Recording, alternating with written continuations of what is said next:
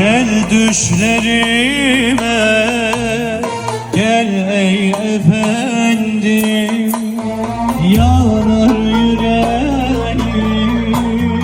Gel ey efendim, yanar yüreğim. Gel ey efendim.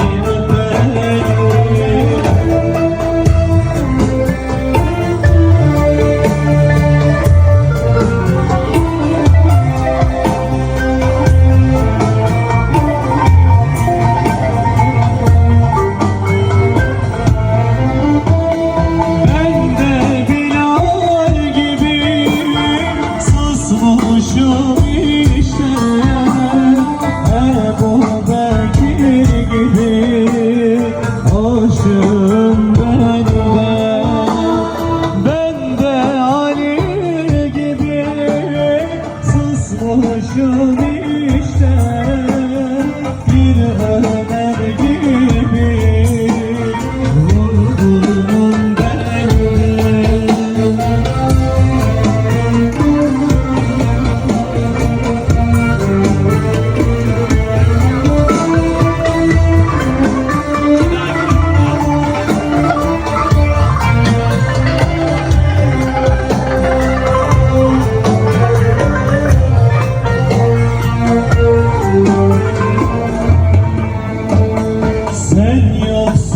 diye ağlar gözlerim, kalmadı bir şey, bitti sözlerim, kalmadı bir şey, bitti sözlerim.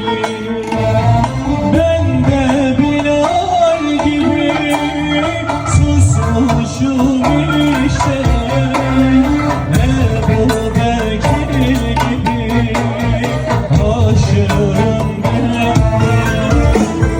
ben de Ali gibi susmuşum işte, bir Ömer gibi vurgunum ben de.